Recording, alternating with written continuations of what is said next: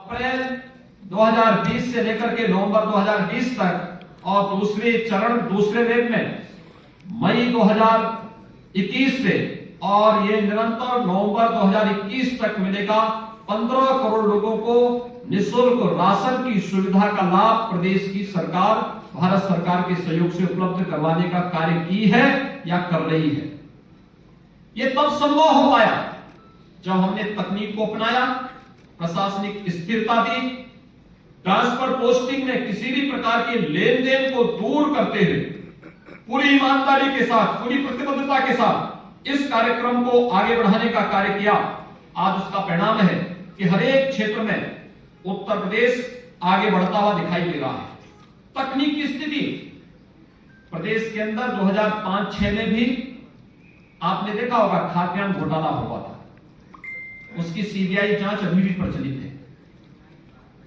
लगातार हम लोग जब 2017 में आए थे तो मुझे याद है दिसंबर 2016 में और जनवरी 2017 में आने के पहले भारतीय जनता पार्टी नेतृत्व की प्रदेश की सरकार के आने के पहले प्रदेश के अंदर भूख से मौतें हो रही थी। मुझे दिसंबर 2016 में और जनवरी 2017 में ऐसे कुछ क्षेत्रों में जाने का अवसर उस समय प्राप्त हुआ था, क्योंकि वहां पर भूख से मौतें हो रही थी। और जब मैंने उन क्षेत्रों का भ्रमण किया था तो मुझे ये देखकर आश्चर्य हो रहा था कि उन गरीबों के पास राशन कार्ड नहीं थे। 2017 में जब हमारी सरकार मार्च में आई थी तो मैंने सबसे पहले जांच का आदेश दिया कि भाई सभी राशन कार्डों का सत्यापन हो जाए। 40 लाख ऐसे गरीब मिले थे जिन लोगों के पास अपने राशन कार्ड नहीं थे, लेकिन राशन कार्ड बनाए गए थे। उस राशन कार्ड पर कोई दूसरा ही व्यक्ति राशन देता था। हमारी सरकार ने आकर के सबसे पहले उन गरीबों को राशन कार्ड दिए, फेक राशन कार्ड समाप्त किए और फिर 80,000 राशन कोटे की दुकान को ई-पॉस मशीन के साथ जोड़ा गया। आज हर गरीब अपना राशन न केवल अपने गांव में बल्कि देश के किसी भी कोने में होगा, उत्तर प्रदेश का हर नागरिक वहां पर राशन लेने की सुविधा प्राप्त कर सकता है। ये सुविधा उत्तर प्रदेश के अंदर भी, लेकिन टेक्नोलॉजी का उपयोग करने से हमें एक लाभ और हुआ। गरीब को तो राशन मिल रहा है, लेकिन टेक्नोलॉजी का लाभ ये भी हुआ कि 1200 करोड़ रुपए की हर वर्ष बचत उत्तर प्रदेश सरकार को हो रही है। इसी प्रकार से खरीदारी का किसानों के लिए जो योजनाएं की गई, किसानों का कर्ज माफी से हमने किसान कल्याण के कार्यक्रम को आगे बढ़ाया था। प्रधानमंत्री फसल बीमा योजना को, प्रधानमंत्री कृषि सिंचाई योजना को, लंबित उन सभी योजनाओं को, चाहे वह बाण सागर की परियोजना रही हो या कोई भी अन्य परियोजना, एक एक करके उन योजनाओं को लगभग 1 दर्जन सिंचाई की परियोजनाएं तो केवल बुंदेलखंड में हमने पूरी की।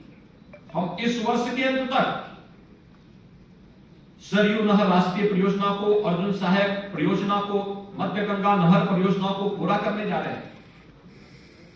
उत्तर प्रदेश जैसे राज्य में जो जल संसाधन पर्याप्त मात्रा में था, वर्षों से लंबित इन योजनाओं के कारण किसान उसका भरपूर लाभ नहीं ले पाता था, लेकिन आज उसका लाभ मिल रहा है। प्रोक्यूरमेंट हम लोगों ने प्रारंभ किया। याद करिए 2007 से लेकर 2017 के बीच प्रदेश के अंदर गन्ना मूल्य का 95,000 करोड़ रुपए का गन्ना मूल्य का भुगतान होता है और 2017 से अब तक 4.5 वर्ष के अंदर 1,43,000 करोड़ रुपए का गन्ना मूल्य का भुगतान हुआ। 2007 से लेकर 2017 के बीच तमाम चीनी मिलें बेची गई, औने पौने दाम में बेची गई, बंद की गई। किसान के पेट पर लात मारने का कार्य पिछली सरकारों ने किया। किसान आत्महत्या करने के लिए मजबूर हुआ था। हमारी सरकार ने बंद चीनी मिलों को चलाने का काम किया, नई चीनी मिलें लगवाने का कार्य किया, गन्ना किसानों को समय पे गन्ना मूल्य का भुगतान हो इसके लिए कार्य किया। और हमारी सरकार ने यह भी सुनिश्चित किया कि कोरोना कालखंड में जब देश के तमाम राज्यों की आधी चीनी मिलें बंद हो गई थी, कोरोना का सफलतापूर्वक मुकाबला करते हुए भी सभी चीनी मिलों को चलाने का कार्य किया गया।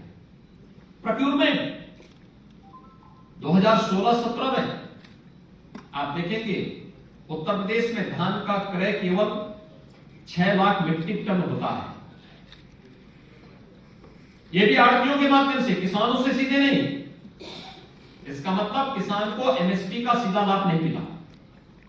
अगर कोरोना कालखंड में 2020 में धान का क्रय का मैं आपके सामने आंकड़े प्रस्तुत करूं, 66 लाख मीट्रिक टन धान का क्रय सीधे किसानों से हमारी सरकार में हुआ। गेहूं का क्रय किसानों से 2016-17 के आंकड़े अगर आप देखेंगे और 2020-21-22 का आप देखेंगे, हम कोरोना कालखंड में किसान से प्रोक्योर कर रहे हैं 56 लाख मीट्रिक टन। पिछली सरकार के समय यह 6 लाख मीट्रिक टन भी नहीं हो पाया। पिछली सरकारें आड़तियों के माध्यम से क्रय करती थी, हमारी सरकार किसानों से सीधे क्रय करती है और डीबीटी के माध्यम से किसान के खाते में ही पैसा देती है। यानी किसान के कल्याण का मामला हो, युवाओं के कल्याण का मामला हो, प्रदेश के प्रत्येक तबके के हितों के लिए कार्य किए जाने का मामला हो, सुशासन के उस लक्ष्य को प्राप्त करने के लिए सरकार ने वे हर संभव कदम उठाए हैं जो प्रदेश की आवश्यकता बन चुकी थी और प्रदेश को आगे बढ़ाने के लिए अत्यंत महत्वपूर्ण थी। उन्हीं सब योजनाओं को आगे बढ़ाने के लिए प्रदेश ने अपने यहां वे तमाम योजनाएं प्रारंभ की जो प्रदेश की पहचान बन सकती थी। आज आप देख रहे होंगे उत्तर प्रदेश पर्यटन और हर प्रकार के पर्यटन को आगे बढ़ाने का भी एक महत्वपूर्ण केंद्र बिंदु बन चुका है। प्रयागराज कुंभ 2019 में हमारी सरकार को आयोजित करने का सौभाग्य प्राप्त हुआ था। कुंभ की हजारों वर्षों की विरासत है, लेकिन कुंभ का आयोजन सुरक्षा, स्वच्छता और सुव्यवस्था का एक नया मानक प्रस्तुत करते हुए अंतर्राष्ट्रीय क्षितिज पे प्रस्तुत हो सके, सबके सामने अद्भुत पहल थी। उत्तर प्रदेश में पहली बार प्रवासी भारतीय दिवस का आयोजन हो, काशी की धरती पर किसी भी यानी राष्ट्रीय राजधानी के साथ साथ प्रदेश की राजधानी के बाहर इस प्रकार का आयोजन एक अद्भुत घटना थी। सफलता अब तक का सफलतम आयोजन, ये भी सौभाग्य हमें प्राप्त हुआ था। प्रदेश का पहला इन्वेस्टर समिट आयोजित करने का सौभाग्य भी हमें प्राप्त हुआ, जिसने प्रदेश में निवेश की संभावनाओं को आगे बढ़ाया, प्रदेश के बारे में जो धारणाएं थी उनको समाप्त किया। और उत्तर प्रदेश, ये वही उत्तर प्रदेश है जिसने अपनी परंपरागत पहचान को भी देश और दुनिया के सामने प्रस्तुत किया। अयोध्या का दीपोत्सव का आयोजन हो, काशी के दीपावली का आयोजन हो, बरसाना का रंगोत्सव का कार्यक्रम हो, यह आयोजन हमारे लिए हमारी पहचान, हमारी विरासत को दुनिया के सामने प्रस्तुत करने का एक माध्यम था। विपक्षी दलों को ये सांप्रदायिकता के दंश को दृश्य देखने के लिए वे अभिसिद्ध थे, वे कभी इन आयोजनों को नहीं कर सकते थे। वो हमेशा इस बात के लिए सशंकित रहते थे कि हम अयोध्या में दीपोत्सव का कार्यक्रम करेंगे तो हम पे सांप्रदायिकता का लेबल लगेगा। लेकिन हमारी सरकार के लिए एक आयोजन था प्रदेश के परसेप्शन को दुनिया के सामने प्रस्तुत करने का, और मुझे प्रसन्नता है आज प्रदेश सरकार तेजी के साथ इस समय आगे बढ़ रही है। जहां हमने आजादी के दीवानों की, उन सभी अमर शहीदों की स्मृति में चौरी चौरा शताब्दी महोत्सव के आयोजन को पूरी भव्यता के साथ हर एक शहीद स्थल पर देश की आजादी के लड़ने वाले सभी स्वतंत्रता संग्राम सेनानियों के प्रति सम्मान का भाव पैदा कर रहे हैं, व्यक्त कर रहे हैं। वहीं साथ ही साथ देश की सीमाओं की सुरक्षा करने वाले सैनिकों के प्रति भी सड़कों का नामकरण, विभिन्न प्रकार के स्मारकों का निर्माण, उनके परिवार की सहायता या उनके परिवार के एक सदस्य को नौकरी की व्यवस्था हो, ये प्रदेश सरकार पूरी प्रतिबद्धता के साथ कर रही है। और साथ साथ शताब्दियों से, दशकों से लंबित उन आस्था के केंद्रों को भी सम्मान देने का कार्य हो रहा है। यह हमारा सौभाग्य है। अयोध्या में मर्यादा पुरुषोत्तम भगवान श्री राम के भव्य मंदिर के निर्माण का कार्य हमारी सरकार के समय में आदरणीय प्रधानमंत्री जी के मार्गदर्शन में प्रारंभ हो चुका है। लोग हम पे आरोप लगाते थे कि आप लोग हमेशा बोलते हैं कि रामलला हम आएंगे, मंदिर वहीं बनाएंगे, और पत्रकार मित्रगण उस समय हम पे चुटकी देते थे, लेकिन आप तिथि नहीं बताएंगे। हमने कहा तिथि भी बताएंगे, और 5 अगस्त 2020 को प्रधानमंत्री जी के कर कमलों में अयोध्या में राम मंदिर के निर्माण कार्य का भव्य शुभारंभ भी हो चुका है। वहां की प्रगति आप देख रहे होंगे।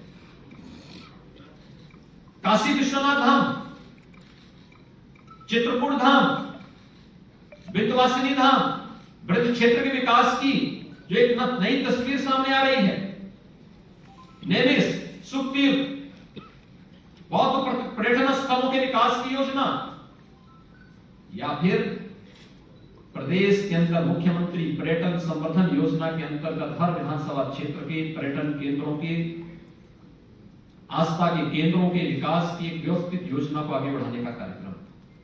यह आस्था का सम्मान है, और आस्था के सम्मान को आगे बढ़ाते हुए पूरी प्रतिबद्धता के साथ न केवल उत्तर प्रदेश वासियों का, बल्कि देश और दुनिया के उन सभी लोगों को जो उत्तर प्रदेश को देश का हृदय स्थल के रूप में एक सम्मान का भाव रखते हैं, उन सबको भी सम्मान देने का कार्य हमारी सरकार ने किया है। बहन और बेटियों की सुरक्षा प्रदेश सरकार की शीर्ष प्राथमिकताओं में से एक रही। आप याद करिए 2017 में, मार्च 2017 में जब हमारी सरकार आई थी, हमने एंटी रोमियो स्क्वाड का गठन किया था। हम लोगों ने, प्रदेश सरकार ने पहले दिन से इस बारे में कहा था, अपराध और अपराधियों के प्रति जीरो टॉलरेंस की नीति से कार्य करेंगे। मुझे प्रसन्नता है, मिशन शक्ति के 3rd फेज का कार्यक्रम वर्तमान में चल रहा है। आज आपने देखा होगा, पहले चरण में एक व्यवस्थित जागरण का कार्यक्रम एंटी रोमियो स्क्वाड के माध्यम से हर बेटी और हर बहन को सुरक्षा की गारंटी देने का कार्य किया गया।